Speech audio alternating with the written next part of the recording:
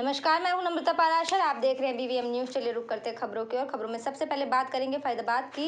Inner Wheel club Faridabad central द्वारा आयोजित नेत्रहीन सामूहिक विवाह में इनरव्हील डिस्ट्रिक्ट 301 की डिस्ट्रिक्ट चेयरमैन अनीता जैन ने कार्यक्रम में मुख्य अतिथि के तौर पर शिरकत की। उनके द्वारा 3 नेत्रहीन जोड़ों का सामूहिक विवाह कराया गया, जिसमें संस्था की तरफ से उनको जरूरत की सभी चीजें भी उपलब्ध कराई गई ताकि उनको भविष्य में किसी भी तरह की कोई परेशानी ना हो, वो भी मुख्य धारा से जुड़कर अपना जीवन व्यतीत कर सके।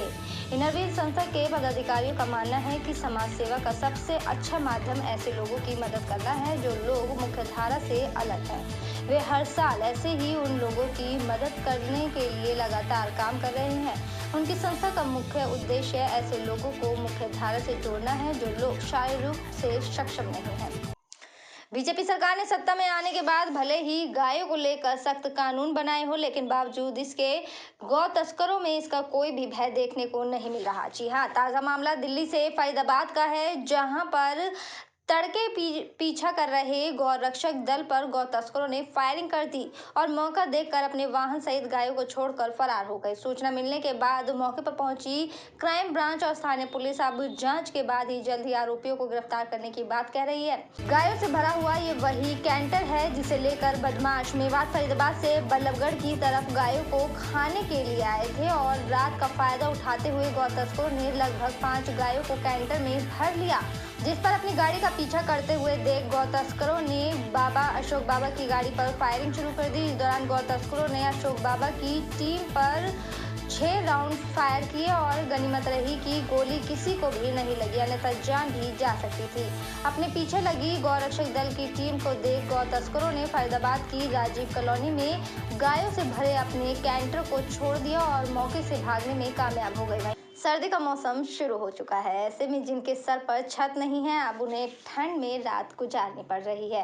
जिला प्रशासन की तरफ से जगह जगह रैन बसेरे तो बनाए गए हैं, लेकिन अभी उन्हें तैयार नहीं किया गया, जिसकी वजह से लोगों को रैन बसेरे में सोने की सुविधा नहीं मिल पा रही। खुले आसमान के नीचे ऐसे लोग जिन्हें रहने की जगह नहीं है, रात गुजारने के लिए मजबूर होना पड़ रहा है। राजस्थान से आए कुछ श्रमिकों का कहना है कि वो मजदूरी करने के लिए शहर में आए थे, लेकिन अभी उन्हें ना तो कोई रोजगार मिला है और ना ही उन्हें रैन बसेरे में रहने के लिए जगह मिली है।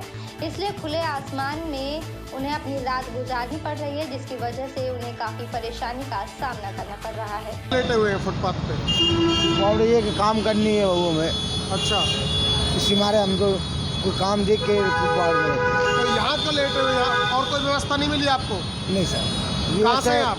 राजस्थान से। राजस्थान से। यहाँ किस लिए आए हैं? यहाँ काम के लिए आए थे बाबू, कोई तो काम नहीं मिला। हाँ, तो आप रोड पर लेटे हुए हैं पुल के नीचे? हाँ, यही रोड के नीचे। ये जो पीछे रैन बसेरा ये खुल नहीं रहा?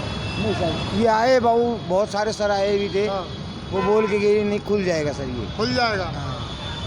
तो ठंड नहीं लगती आपको रात में? ठंड बाबू लगती है, बच्चे हमारे पास उड़ गए। अच्छा, सब पड़े, ठंड भी लगती है। हाँ।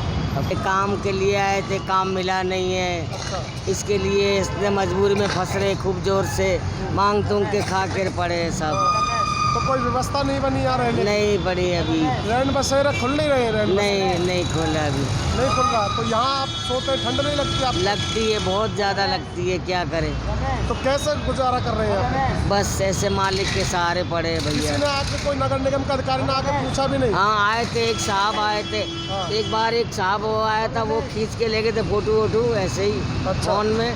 फिर 2 साहब 12 बजे रात को आए थे परसों, हाँ। वो भी खींच के ले गए थे। अच्छा। फिर एक कल परसों सुबह आए थे 6 बजे को सुबह। हाँ। वो कहने लगे ये रंग बसेरा नहीं खोला। उन्होंने वीडियो कॉल करके दिखाया उन साहब को कि वो आइए क्यों। करेंगे अगली खबर की और एनआईटी फरीदाबाद के 2A ब्लॉक और आसपास के क्षेत्रों में अचानक से पीएनजी की कुकिंग गैस की सप्लाई बंद हो गई, जिससे लोगों में हाहाकार मचा हुआ है। गृहिणियों की चिंता सता रही है कि खाना कैसे बनेगा।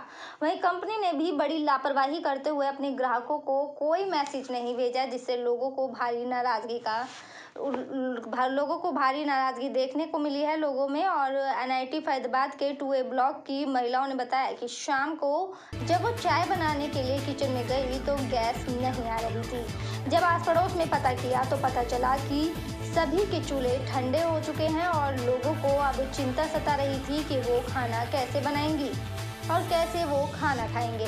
लोगों का कहना है कि इतनी बड़ी कंपनी होने के बावजूद भी उन्होंने अपने ग्राहक को कोई मैसेज तक नहीं भेजा। इस मुद्दे को लेकर जब अदानी गैस के गुजरात स्थित कस्टमर केयर पर बात की गई तो उन्होंने बताया कि NIT फरीदाबाद में गैस पाइपलाइन लीक हो गई है, जिस पर काम चल रहा है, लेकिन 2 घंटे से ज़्यादा समय बीत जाने के बाद भी कंपनी द्वारा गैस की आपूर्ति नहीं की जा सकी, जो एक बहुत ही बड़ी लापरवाही सामने आई है।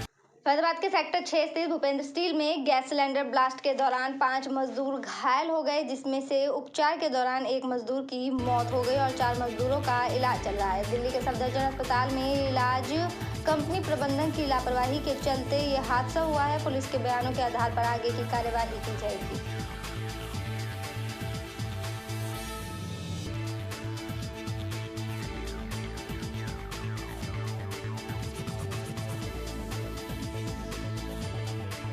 चलिए रुक करेंगे अगली खबर की ओर। हरियाणा कांग्रेस पार्टी द्वारा 14 से 29 नवंबर तक चलाए जा रहे जन जागरण अभियान को लेकर फरीदाबाद पहुंचे हरियाणा से कांग्रेस पूर्व मंत्री वीरेंद्र कादियान ने बढ़ती हुई महंगाई को लेकर कांग्रेस कार्यकर्ताओं के साथ पैदल यात्रा निकाली। पूर्व मंत्री वीरेंद्र कादियान ने कहा कि बढ़ती महंगाई को लेकर यह अभियान पूरे प्रदेश भर में चलाया जाएगा और इसी कड़ी में फरीदाबाद में भी कुमारी शैलजा आह्वान पर इस जन जागरण अभियान को किया गया।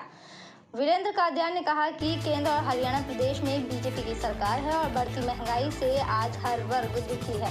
जिस तरह से केंद्र और प्रदेश में बीजेपी सरकार पिछले 7 साल से है, उसी सरकार की वजह से महंगाई भी बढ़ी है। आज बीजेपी सरकार की बढ़ती महंगाई में आम आदमी पिसता हुआ नजर आ रहा है। हरियाणा में बढ़ते प्रदूषण पर भी वीरेंद्र कादियान ने कहा कि जिस तरह से हर साल पॉल्यूशन बढ़ता जा रहा है, इस पर ध्यान देने का सरकार का काम है और पॉल्यूशन को कम करने के लिए केंद्र सरकार और हरियाणा सरकार बड़े बड़े वादे करती है, लेकिन इसके बावजूद भी पॉल्यूशन हर साल बढ़ता जा रहा है। ये सब बड़े बड़े वादे बीजेपी के सिर्फ अखबारों तक सीमित रह गए हैं, धरातल पर दिखाई नहीं देते और इसी वजह से हर साल हरियाणा में पॉल्यूशन बढ़ रहा है। महंगाई के खिलाफ कांग्रेस की पदयात्रा है, क्या मैसेज एक जनता को देना चाहते हैं इस पदयात्रा के माध्यम से? ऐसा है कि जिस तरीके से भाजपा की सरकार 7 साल से केंद्र में भी और हरियाणा में भी है, तो 7 साल के अंदर जो नीति भाजपा ने बनाई उससे आज प्रदेश और देश का हर वर्ग दुखी है।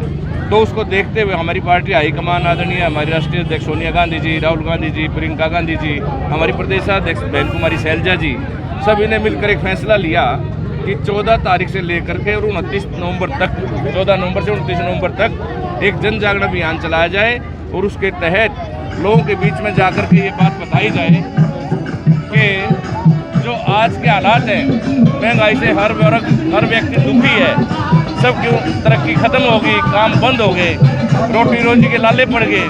तो इन सब बातों को लेकर के जनता के बीच में जाओ और एक जन जागरण अभियान 14 नवंबर से 29 नवंबर तक चलाओ। सर, हर साल पॉल्यूशन का लेवल बहुत ज़्यादा होता है हरियाणा में और अब उद्योगों को भी बंद करने का फरमान जारी हो गया है। जहाँ तक मैं समझता हूँ कि ये सब प्रदेश की और केंद्र की सरकार की जिम्मेवारी बनती है और इन्होंने बड़ी बड़ी बातें अखबारों में लिखवाई कि हमने बहुत सारे प्रबंध, बहुत सारी मशीनें जिससे पोल्यूशन कंट्रोल होगा, ऐसा हमने किया है। लेकिन मुझे मेरे साथ खबरों में फिलहाल इतना ही। आप बने रहिए BVM न्यूज़ के साथ। फिलहाल मुझे दीजिए इजाज़त। नमस्कार।